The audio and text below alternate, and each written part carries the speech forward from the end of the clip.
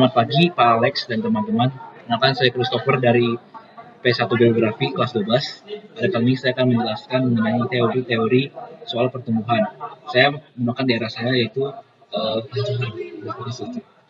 Saya menggunakan teori mengenai kutub pertumbuhan atau teori yang berasal dari seseorang bernama Francois Perroux yang menyatakan bahwa pembangunan tidak menyebar merata di seluruh wilayah, tetapi cenderung terkonsentrasi di titik tertentu atau broad. Nah, lalu dari titik-titik inilah muncul pertumbuhan menyebar ke wilayah sekitarnya melalui efek spread, yaitu efek positifnya atau kematian, lalu backwash, efek negatif atau kemundurannya. Pertama, saya akan menjelaskan mengenai kutub pertumbuhannya. Pancoran menjadi salah satu kawasan strategis di Jakarta Selatan karena ada pusat bisnis, perkantoran, dan infrastruktur. Lalu ada efek spread atau penyebaran.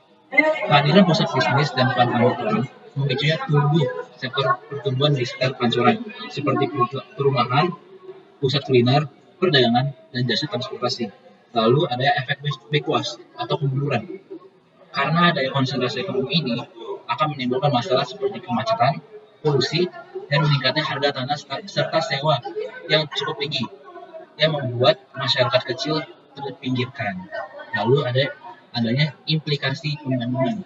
Pancoran sebagai kutub pertumbuhan Jakarta Selatan menjadi wilayah dengan daya tarik investasi yang tinggi, tetapi harus diimbangi dengan kebijakan pemerataan agar dapat manfaat untuk pertumbuhan sehingga tidak hanya berkonsentrasi pada segelintir pihak.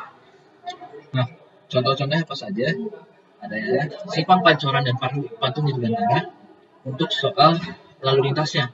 Karena pusat lalu lintas ini dapat menghubungkan Kuningan, Tebet, Kalibata, dan Cawang, sehingga akan memunculkan banyak aktivitas ekonomi seperti ada gedung perkantoran, yaitu Menara Bidakara, Wisma Korido, dan perkantoran di daerah Gontor Subroto. Kehadiran kantor ini dapat menciptakan lapangan kerja dan usaha bagi orang-orang.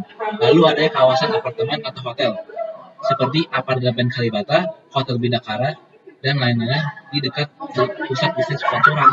Ini menunjukkan efek spread dari kutub pertumbuhan atau di daerah Pancorannya. Lalu ada infrastruktur jalanan dan transportasi. Ada tol Cawang Grogol atau disebut tol dalam kota, lalu ada akses ke LRT Jabodebek, KRL Jabodetabek, Jaklingko, lalu Transjakarta. Sehingga ini menjadi salah satu titik pertumbuhan yang strategis. Lalu adanya efek negatif seperti kemacetan di Simpang Pancoran dan harga tanah yang naik drastis membuat warga-warga yang menengah ke bawah sangat kesusahan untuk bertahan di daerah Pancoran ini atau disebut backwash efek yang sudah saya jelaskan sebelumnya. Mungkin ini saya dapat saya jelaskan. Akhir kata saya ucapkan terima kasih. Terima kasih Pak Alex dan teman-teman.